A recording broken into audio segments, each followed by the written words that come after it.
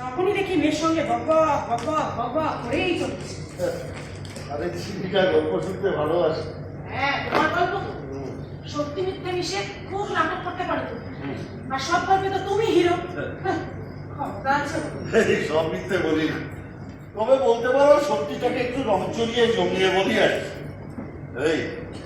আর একটা গুরু আমার ছিল, সেটা বলো। হ্যাঁ, গান, এই সমস্ত পুরোনো দিনের গান লরি চালিয়ে চালিয়ে ভেতরটা জানুয়ারি চলে গেছে।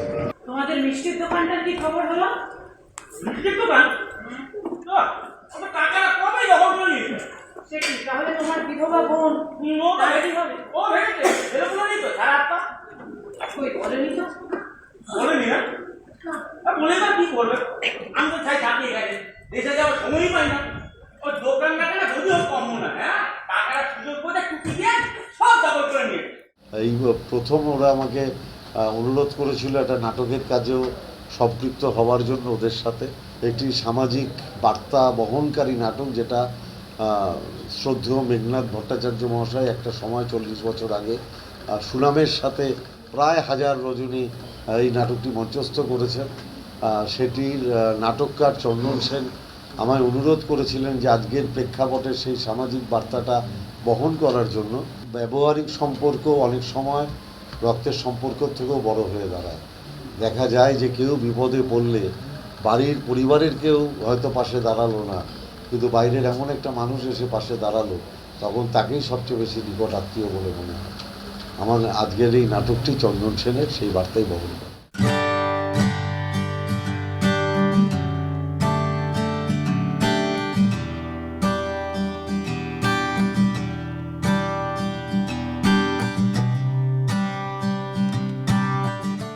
নাটকের প্রেক্ষাপটটা দেখুন, চন্দন সেনের বহু একটি পুরনো নাটক, এবং এই নাটকটি মেঘনাদ ভট্টাচার্য অনেক দিন ধরে শো করেছেন। প্রায় 750 রজনী এই নাটকটি অভিনীত হয়েছে। এই নাটকটির প্রেক্ষাপট বলতে গেলে একটি লরি ড্রাইভার, মধ্যবিত্ত, একদম নিম্ন মধ্যবিত্ত বলা যায়, সেই লরি ড্রাইভারের জীবন কাহিনী, এবং সেই জীবন কাহিনীতে সে তার সংসার সে সামলাচ্ছে খুব সুন্দরভাবেই তার মেয়ে এবং স্ত্রীকে নিয়ে। কিন্তু পরবর্তীকালে যখন সংসারটা আস্তে আস্তে এগোচ্ছে, টুকটাক ঠোকাঠুকিতে জানা যায় যে সে মেয়ে এবং বউ তার নিজের নয়, এবং মেয়ে বউ দুটোই নিজের নয়, এবং সেটি রাস্তায় দুজনকে পেয়েছে, এবং একটি অন্যরকম অবস্থায় পেয়ে মেয়ে বউকে বাড়িতে নিয়ে এসে এতদিন ধরে সংসার চালাচ্ছে, এবং গ্রামের আশেপাশের কেউই, কলোনির আশেপাশের কেউই সেটা জানে না। জানো, প্রাণের কিছু বোঝে না, বলে মুকেশের মতো গলা তোমার দাদা আমার গ্যাস দেয় সারা, জানো। কথাবার্তাগুলো একজন ভদ্রলোকের মতো করতে পারলেন? সরি, চেষ্টা তো করি, অনেকদিনের অভ্যেস তো, কি বলবো বলো।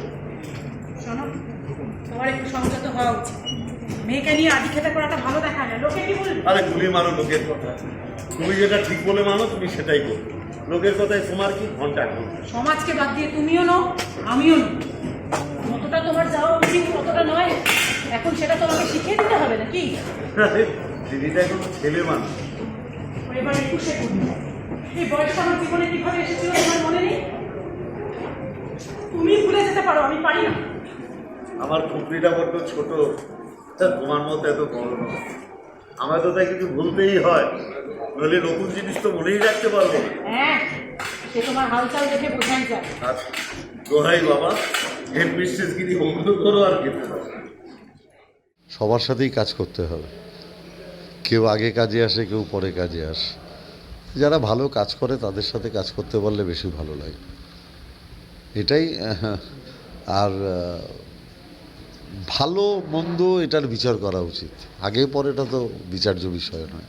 আমি নাটকটা ক্লাস 4 থেকে করি, আর রাজনীতিটা কলেজে ওঠার পর করি। ব্যস্ততা তো রয়েছে এখন। হ্যাঁ, সেটা 100 বার।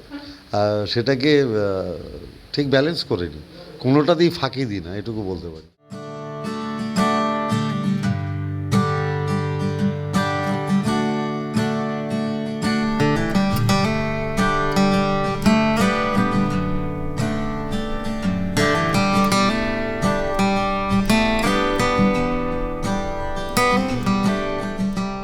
ক্যামেরায় চিরঞ্জিতের সঙ্গে দেবপমের রিপোর্ট, এস নিউজ।